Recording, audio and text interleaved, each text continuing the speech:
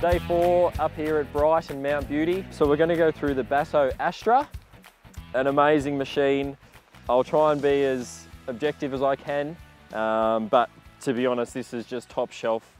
This is pretty much as good as a bike gets. So you can see everything on here. Super Record Campag, Envy wheels. I'll talk about the frame in a little bit of detail. So the Envy wheels, the classic Envy 45s. So these are a really good sort of intermediate wheel set. So they're not super thin, they're not super deep. They're a really good weight. So they're around 1400 grams for the set, which is a really light wheel set.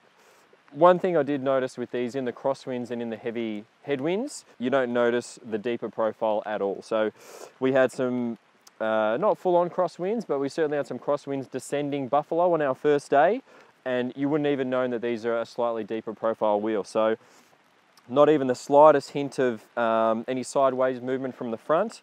We'll talk about the head tube a little bit later and how stiff that is, which helps with the steering and the cornering and the handling as well. But really the wheels were faultless. They didn't pick up a breath of wind. They were nice and strong the whole time. You could be really aggressive in the cornering. They picked up the speed really quickly out of the cornering, and even on the switchbacks when it got steep standing up out of the saddle, they were really, really responsive. On top of that, they just looked at business as well. So the Envy wheel sets are very cool, we all know that, but every single person, bar none, the whole time we've been here, the first thing they comment on is the Envy wheel sets and how cool they are. So there's a bit of street cred involved with rolling these wheels. We'll move on to the frame now. So the Basso Astra frame has started to borrow a lot of the technology from the Diamante, the top of the line Basso bike, the most notable being the bottom bracket. So previously the bottom bracket has been slightly different from the Diamante, but now the 2015 range borrows the exact same bottom bracket. So it means the performance level just goes up a notch. And certainly that's very noticeable out of the saddle and putting the power down. So anytime you're sprinting, anytime you're out of the saddle, I even found when I was climbing and just trying to put the power down, it's really responsive, and you really feel like every ounce of power that you're putting out is converted into speed up the road. So that's a really nice feature. We'll just talk about the head tube here. So this is actually the stiffest part of the whole frame. So Basso have made a really concerted effort to make this really stiff, which basically means that anything to do with handling, so cornering, descending, even working in a group in close constraints, can give you a lot of confidence with this bike that you wouldn't get from other bikes. Like I said, combine that with the wheel set, combine that with the slightly wider handlebars, and you've got a really secure ride. Just while we're on this area, I just wanted to highlight the spaces that we have here.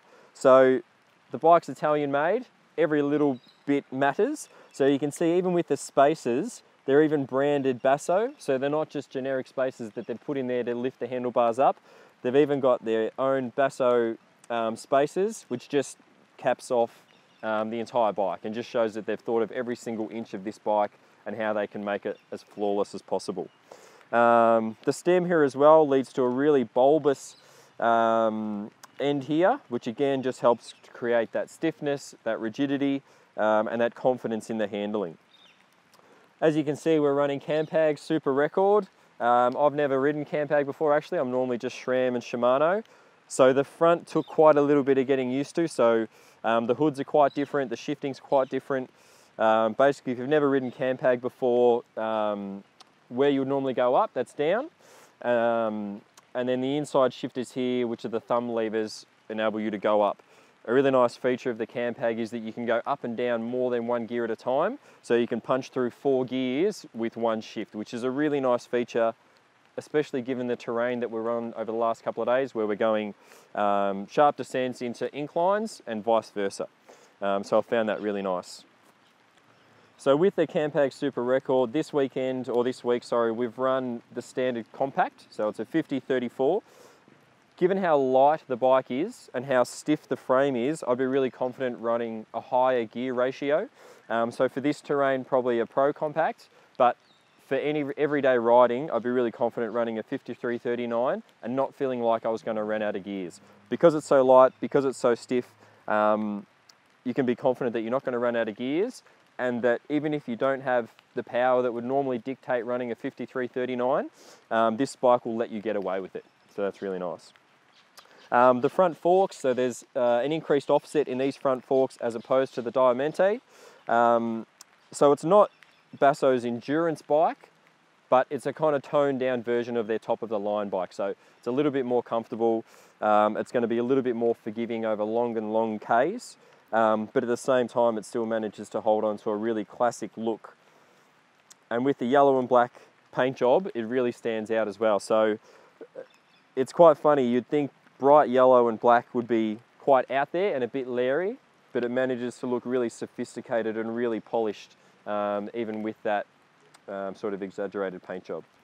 The only thing I will say about this really high spec bike, so keep in mind we've got the classic Envies, super record Campag, amazing stiff, light, top of the line frame. The handlebars are actually quite wide. Normally I'd expect to see more than likely 42, probably 40 centimetre bars, which is not a slight on it. It's just a thought that maybe with the top of the line bike they would have gone slightly narrower.